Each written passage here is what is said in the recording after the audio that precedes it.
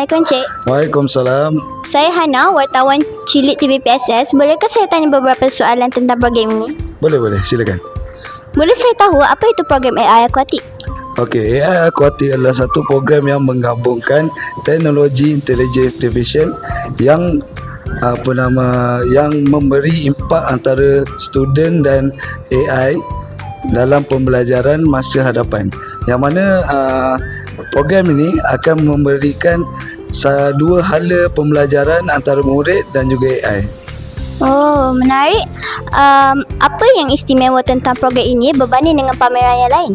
Okey, program ini menjadikan murid celik IT dan dalam masa yang sama dia boleh berinteraksi dengan AI. AI ini akan menjawab segala pertanyaan yang dikemukakan oleh murid-murid.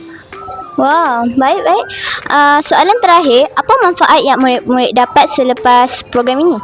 Okey, selepas program ini berakhir, murid akan lebih mengembangkan otak dia untuk teknologi yang ada di luar.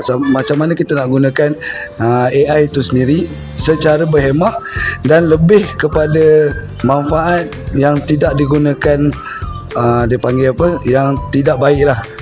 Manfaat yang baik yang kita akan terapkan dalam murid-murid punya jati diri. Maksudnya dia tak akan gunakan ke arah yang tidak betul lah. Baik, terima kasih. Okey, sama-sama. Assalamualaikum Cikgu. Waalaikumsalam. Saya Hana, wartawan Cilik TV PSS. Boleh saya nak tanya sikit tentang program ini? Okey, boleh. Kenapa sekolah pilih program ini untuk murid-murid?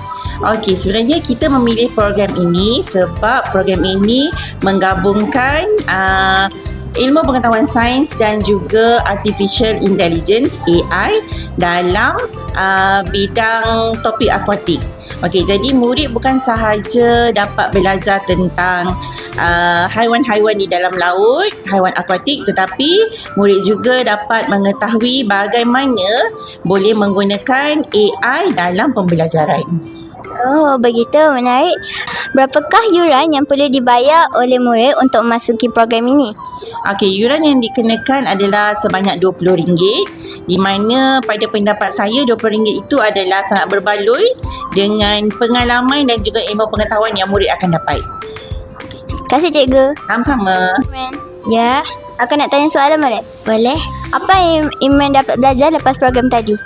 Saya dapat belajar tentang akuatik dalam sungai dan laut. Terima kasih. Sama-sama.